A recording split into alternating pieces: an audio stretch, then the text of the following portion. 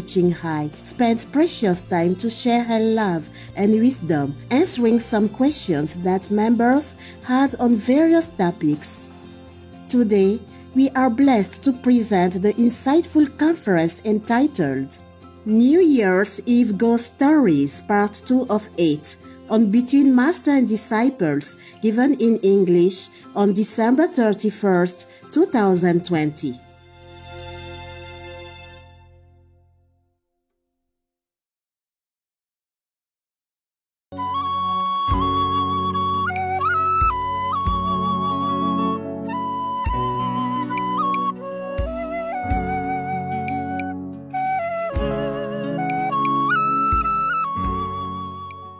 Because it's always too serious, so I'm just reading you one of the ghost stories. Originally, I did not mark this story to read it to you. But today I was thinking to read something to you. And then I came upon this page. So I thought, oh, never mind, I'm going to scare them for a change. There are a couple of ghost stories. Actually, one is about a ghost, one is about a snake that became a beautiful woman. Both are kind of out of outer world, you know? It's not like human story. A human, but not only half human story. So, which one you like? The snake or the man with two wives? One ghost and one human.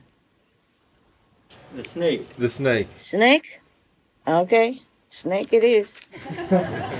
Just because he became a beautiful woman, huh? You watch it. Now. Now it's like this.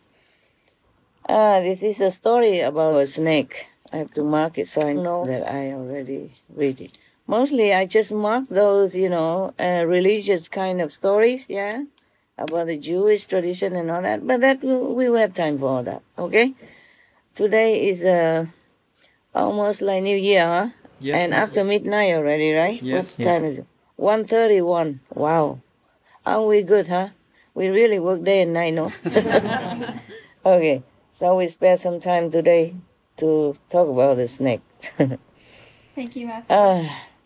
This story happened a few thousand years ago. In Vietnam, we also have a story. I also have a book. And in that book, mentioned also several snakes, that became a woman. Yeah. And lure the men, yeah, to make trouble for them.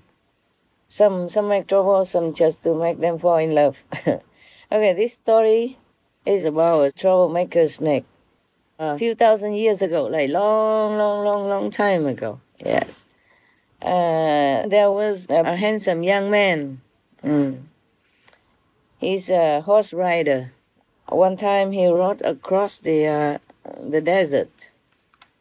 And then suddenly he saw one beautiful woman, beautiful girl, standing in the sand. They say in the sand, not on the sand, so maybe she's half buried or something. Maybe she covered her feet. He was so startled because of her beauty. She's out of this world beauty. And then he got the coup de foudre. That means say love at first sight, yeah? Yes, Master. Yeah. That in French, I get coup de foudre, no? Yes, Master. Yeah, means you have got the lightning of love. The lightning of love strikes you. And then the girl came up to him, held onto his, the rein of the horse. Yes. Yeah, and then told him, I love you. Just like that. I love you. You should marry me. Yeah, and make me your wife. He never uttered any words. Yes, no, he just lifted her up and put her on his horse together. And then he brought her back to his house. Then he married her. Yeah. Little did he know, this lady, this girl, was a snake. Yeah. And normally, whenever she saw somebody handsome like him, yeah, she would manifest herself, change, like, how you say, she would transform herself into a beautiful woman. And then she would ask him to marry her and then live with him, whoever that may be, yes. So he wasn't the only one. Okay, time passed, and then suddenly this handsome young man slowly fell unwell, and then he fell ill, seriously. And day after day, he was getting worse and worse. He became, haggard, skinny, lost weight, and his face lost color. He had nothing much of youth on his being anymore. He went to see many doctors, but none of them can guess or can, diagnose what's wrong with him. Yes. And they also don't know how to cure it because they cannot diagnose what's wrong with him. And because of that, day in, day out, day after day, he became weaker and weaker, yeah, and losing more and more weight. And his life force seemed to be ebbing out of him, just like a candle, is having less and less wax now and almost like gone, the light. Scary, no? Yeah. Oh, aren't you glad you're single? Yeah. Me too. I'm not going to look for any beautiful woman in the desert, I'm telling you, after this.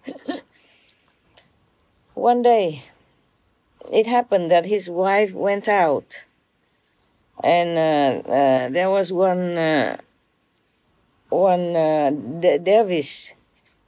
You remember dervish, right? Yes, Master.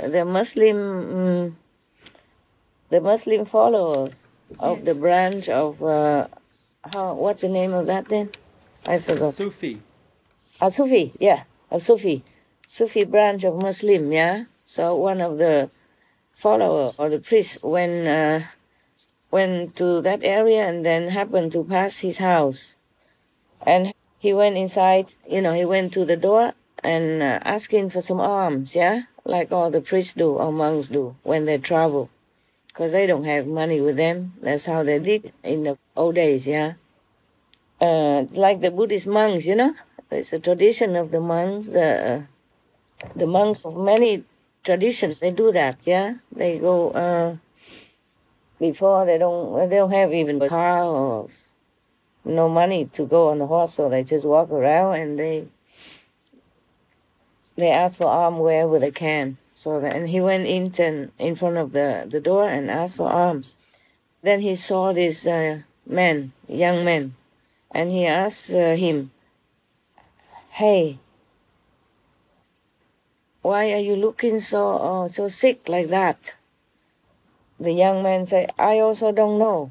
And none of the doctors know what's wrong with me. So they can also not cure me. Yeah. And then day after day, I am getting weaker and weaker. Yeah. I don't know when I will be better at all. Yeah. So the dervish priest said to him, "Come here. Give me your hand. I have a look." He was looking into his palm, yeah? And he said to him, "You have a wife, right?"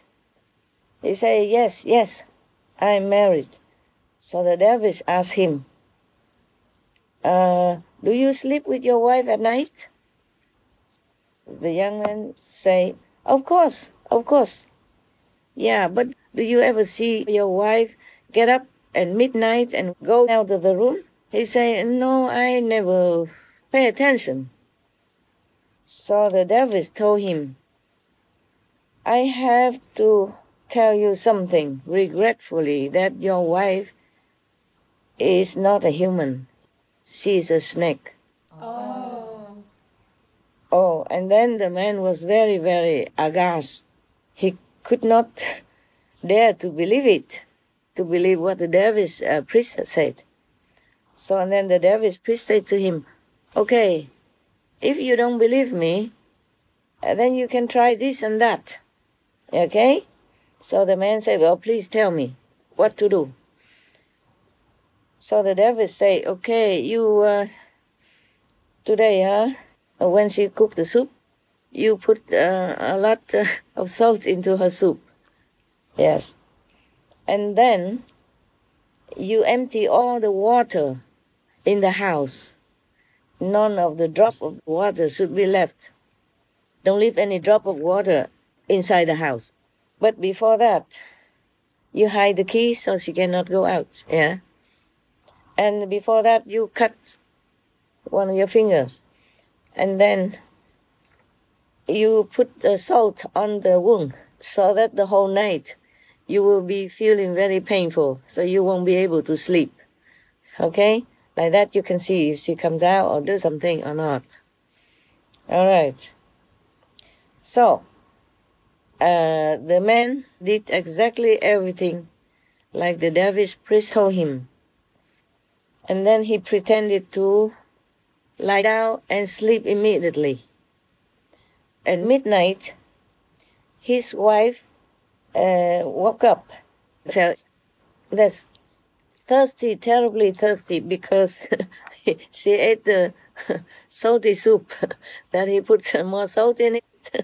So she got out of the bed and tried to find some water to drink. But every container that for water was all empty. Not even one drop of water in it. So she tried to open the door to go out, but it's useless because no key, and she didn't know where the keys were. And the man pretended to sleep very tightly, didn't see anything.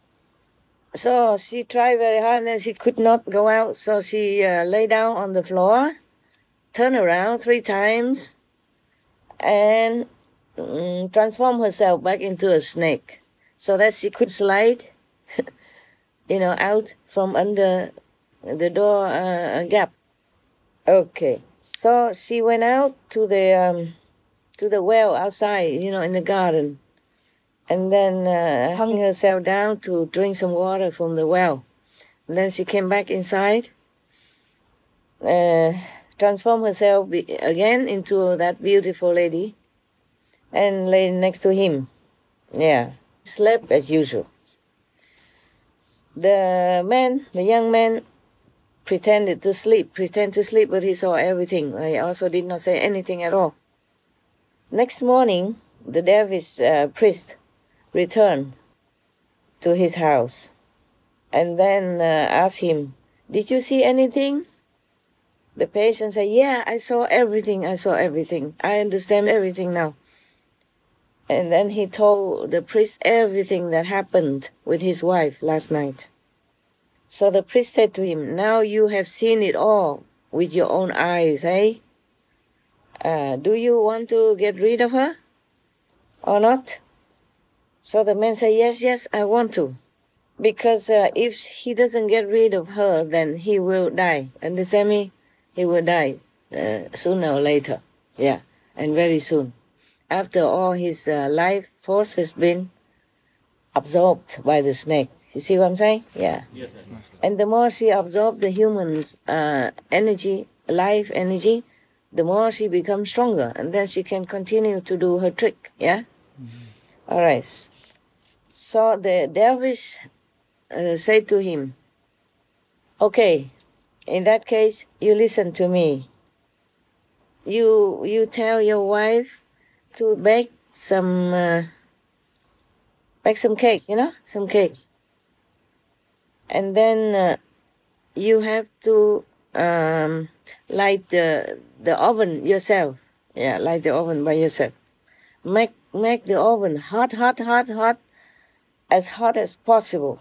Okay? And then when your wife bent down to put the the pastry inside to bake it, then you have to push her in the oven and then close the door. After that, you use, it's cement or something like that, yeah, to seal the door. Then I will come and tell you what to do next. Yeah. Okay. The young man did exactly what the dervish priest told him, and then waited until the oven was hot as possible, and then his wife bent down to put the pastry in to bake the cake. Then he suddenly got hold of her and threw her inside quickly.